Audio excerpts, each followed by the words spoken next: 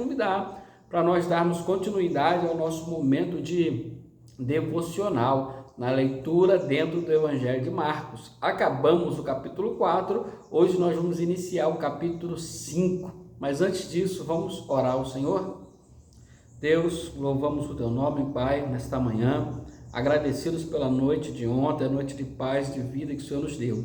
Obrigado por mais uma manhã, mais uma semana que se inicia, mais um dia, Pai, que se inicia, que o Senhor esteja conosco. É a nossa oração em nome de Jesus. Amém.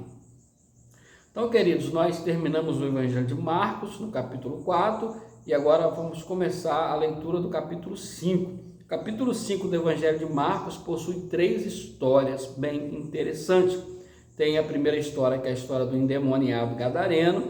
Depois vem a história da mulher do fluxo de sangue, que se mistura com a ressurreição da filha de Jairo. Então, vamos passar por essas histórias na nossa reflexão desta semana. Muito provavelmente hoje nós não vamos conseguir falar sobre tudo isso, porque é bastante conteúdo, é bastante informação. Evangelho de Marcos, capítulo 5, diz assim a palavra do Senhor. Quando eles chegaram ao outro lado do mar, foram para a região dos Gadarenos. Um homem, dominado por um espírito imundo, veio correndo do cemitério no momento em que Jesus estava saindo do barco. Esse homem morava entre os túmulos e tinha tal força que sempre que era preso com algemas e correntes, como muitas vezes aconteceu, quebrava as algemas dos pulsos, despedaçava as correntes e ia embora. Ninguém tinha força suficiente para dominá-lo. Dia e noite ele vagava entre os túmulos e pelos montes desertos, gritando e cortando-se com pedra. Quando Jesus ainda estava longe, o homem o viu e correu ao seu encontro, prostrando-se diante dele, e gritou em alta voz: Jesus, Filho do Deus Altíssimo, o que o Senhor quer de mim? Peço por Deus que não me maltrate. Pois Jesus havia falado ao demônio que estava no homem, dizendo: saia deste homem, espírito imundo. Qual é o seu nome? Perguntou Jesus. E o demônio respondeu: meu nome é Legião, porque há muitos de nós neste homem. Ele suplicava com insistência que não os expulsasse para fora daquela região. Ora, havia uma grande manada de porcos ali por perto, no monte acima do mar. Manda-nos para aqueles porcos, imploraram os demônios. Jesus deu-lhes permissão. Então os espíritos maus saíram do homem e entraram nos porcos. E a manada de cerca de 2.000 porcos atirou-se pelo precipício da encosta do monte e caiu dentro do lago, onde os porcos se afogaram. Os que cuidavam dos porcos fugiram para os lugares e os campos próximos, espalhando a notícia enquanto corriam. Todos saíram para ver o que havia acontecido. E uma grande multidão se reuniu onde Jesus estava. Mas assim que viram um homem que fora possesso da legião de demônio, sentado ali, completamente vestido e perfeitamente são, ficaram com medo. Aqueles que viram o que tinha acontecido contavam a todos o que acontecera ao endemoniado e aos porcos, e a multidão começou a insistir com Jesus que fosse embora e deixasse o seu território. Jesus voltou para o barco, e o homem que tinha estado endemoniado suplicou a Jesus que o deixasse ir com ele, mas Jesus não o permitiu e disse: volte para sua casa e conte aos seus familiares as coisas maravilhosas que o Senhor fez por você e como ele foi misericordioso. Então o homem partiu e começou a visitar as 10 cidades daquela região e contar a todo mundo as grandes coisas que Jesus tinha feito por ele, e todos ficaram admirados. Olha que interessante essa palavra, irmãos. Olha que testemunho poderoso. Jesus chega a essa região e ele se depara com um homem. Agora, eu quero chamar a sua atenção para um detalhe importante. Primeiro, como que é descrito a situação desse homem.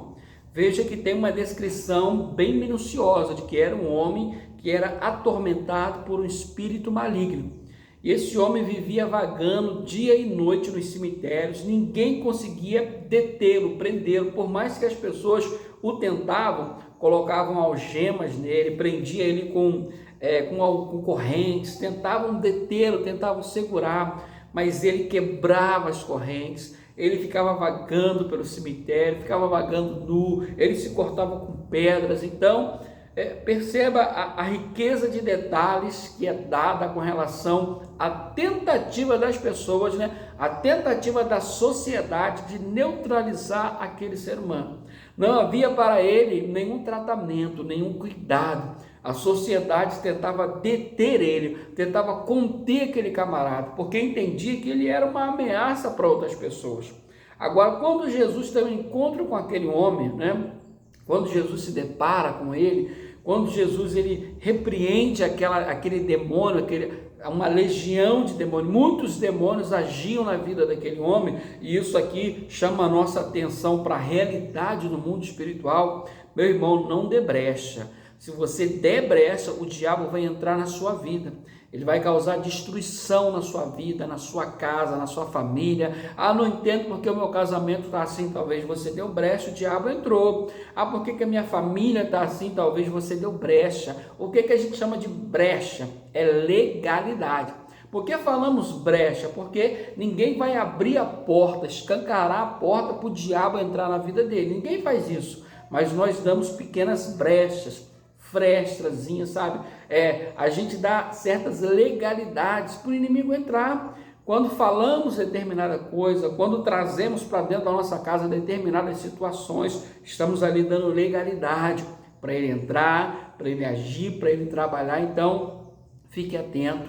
Meu irmão, você que é o sacerdote da sua casa, mulher, a Bíblia diz que a mulher sábia edifica a sua casa. A tola destrói com as próprias mãos. Então, precisamos ser sábios no cuidado, no tratar um com o outro, no cuidado com os nossos filhos, para que o inimigo não entre e destrua a nossa casa, e destrua a nossa família. Então, essa questão espiritual é uma verdade, é uma realidade. Devemos estar o quê? Vigilantes no que falamos, no que pensamos, e pedir sempre a misericórdia de Deus. Ore pela sua casa, ore pela sua família, peça ao Senhor para repreender todo o mal dentro da sua casa. Levanta as mãos dentro da sua casa e diga: Deus, repreenda todo o mal. Vem, Senhor, com sua presença, vem fazer morada na minha casa, na minha família, na minha vida. Então, uma atenção para essa questão espiritual. Mas Jesus vê aquele homem e Jesus liberta aquele homem, repreende. E aí vem depois uma descrição detalhada de como que está esse homem agora livre daquele demônio, né? A Bíblia diz que as pessoas chegaram e viram ele assentado, vestido e em perfeito juízo. Aquele que andava por aí, que ninguém conseguia conter, agora estava sentado. Aquele que rasgava suas roupas, andava nu, agora estava vestido. E aquele que era dominado, controlado pelo espírito maligno, agora estava em perfeito juízo, mostrando como que o poder de Deus, a obra de Deus é poderosa para restaurar, para mudar a vida das pessoas. É isso que essa é a essência do evangelho, essa mudança, essa transformação. Aquele que não valia nada para a sociedade, aquele que era discriminado, que era abandonado, agora é uma pessoa, agora é alguém, agora é um ser humano, agora é uma pessoa que pode agregar, que pode acrescentar na sociedade.